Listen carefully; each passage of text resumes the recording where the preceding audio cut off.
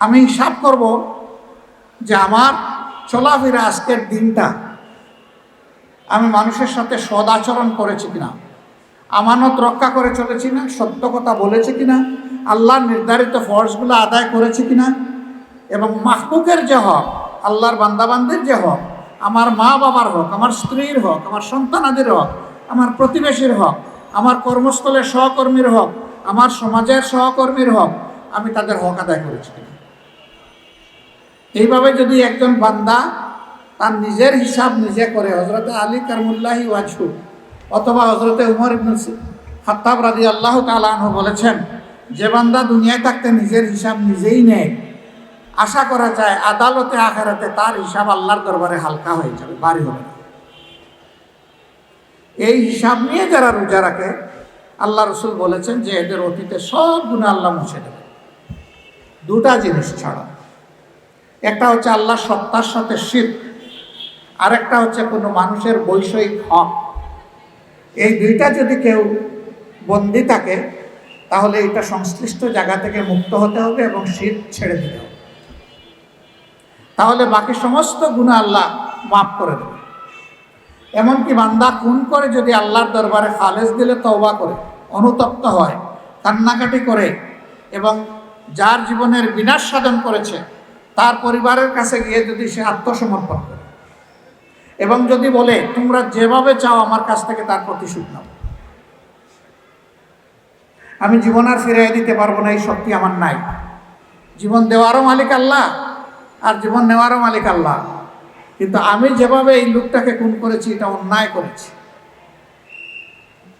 সেই খুনিও যদি অনুতপ্ত হয়ে যে পরিবারের ক্ষতি সাধন করেছে তার কাছে চলে যায়, তাহলে আল্লাহ চাইলে তারা তাকে ক্ষমা করে দিতে, এবং ক্ষমার উদারতার এই নজির বিশ্বে এক দুইটা নয়, ভুরি ভুরি।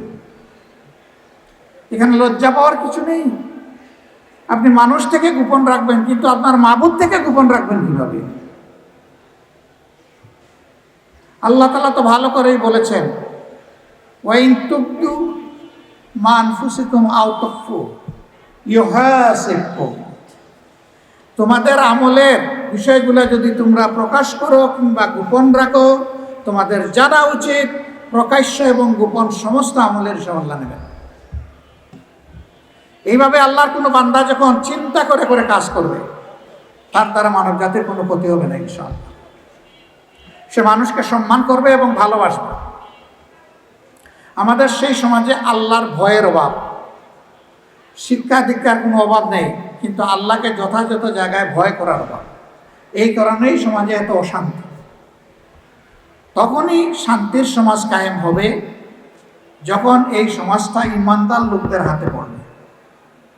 আল্লাহ আপনাকে বিবেক দিয়েছেন, কোন লোকটা 12 মাস 365 দিন দায়িত্ববোধ এবং ইমানদারির সাথে সামাজিক দায়িত্ব পালন করে, আপনি তাকে বেছে নেবেন, ওই ভণ্ডকে বেছে নেবেন না, যে নির্বাচনের সময় আপনাকে ধোঁকা দেওয়ার জন্য তার ড্রেস পরিবর্তন করবে, তার মনোভাব পরিবর্তন করবে, তার আচরণে পরিবর্তন আসবে, কিন্তু election period is over, everything over, এখন আর 5 বছর আপনারা চিনবে না, আবার ইলেকশন আসলে চিনবে।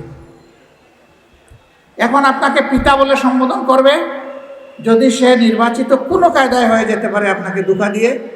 এরপরে আপনাকে আপনি যখন তার সামনে যাবে, এমনভাবে সে ভাব দেখাবে যে জীবনে আপনার সাথে কোনোদিন দেখাও হয় নাই, কথাও হয় নাই। কারণ আপনাকে যদি সে সাদরে গ্রহণ করে, তাহলে আপনার হক সে মেরে খেতে পারবে না। এই জন্য সে জনগণকে ভুলে যায়, তাদের সাথে বিরূপ খারাপ আচরণ করে। প্রিয় ভাইরা, আমরা এমন একটা দেশ চাই যেই দেশে আল্লাহ রাব্বুল আলামিনের আইন অনুযায়ী চলবে, অন্য সকল আইনের ভাই পরীক্ষা নিরীক্ষা হয়ে গেছে।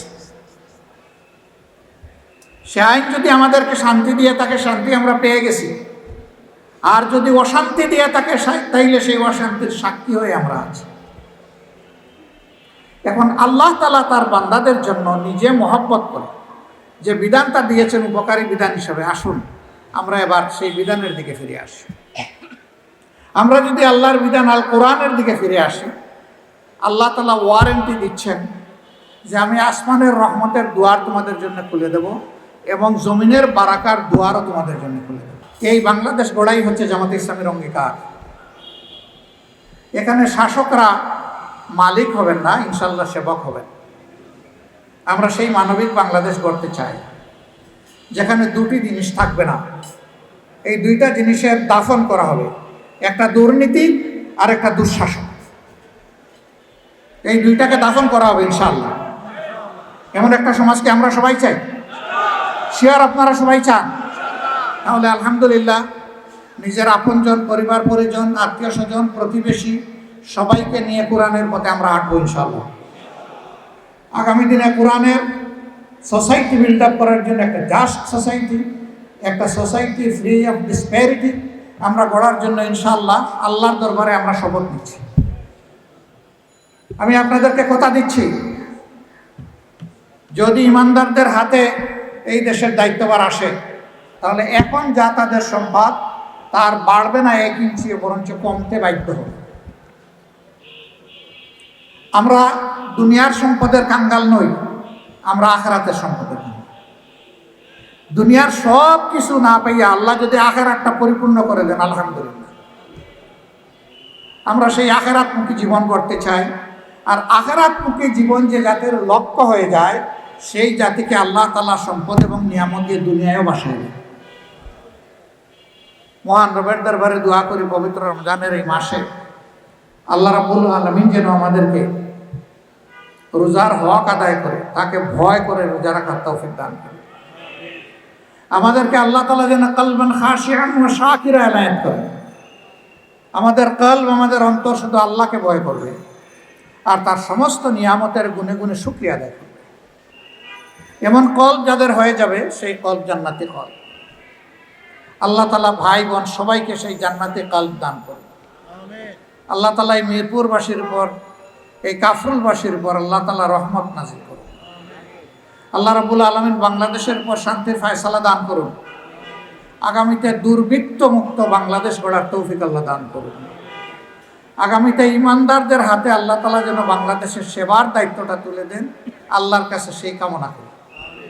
আপনাদের বিবেচনায় যে দল ইমানদারের সবচেয়ে বেশি কাছাকাছি, সেই দলটাকে আল্লাহর উপর ভরসা করে বাছাই করে নেবেন ইনশাআল্লাহ। আমি নির্দিষ্ট কোনো দলের নাম বললাম না। বিবেক আল্লাহ সবাইকে দিয়েছেন। অতীত কার্যকলাপ দেখবেন, বর্তমান কার্যকলাপ দেখবেন, দেখে বিবেচনা করবেন।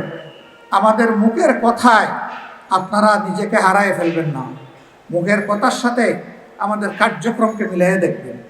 যার মুখের কথার সাথে সবচেয়ে বেশি মিল হবে, জাতি ইনশাল্লাহ তাদেরকে আগামীতে বাছাই করে নেবে।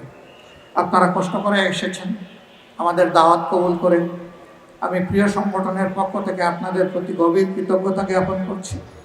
আল্লাহ তাআলা আপনাদের হায়াতে, আপনাদের সুস্বাস্থ্যে, আপনাদের রিজেকে, আপনাদের ইজ্জতে, আপনাদের ইলমে, আপনাদের আমলে আল্লাহ তাআলা অফুরন্ত বারাকা দান করুন। আসসালামু আলাইকুম ওয়া রাহমাতুল্লাহি ওয়া বারাকাতুহু।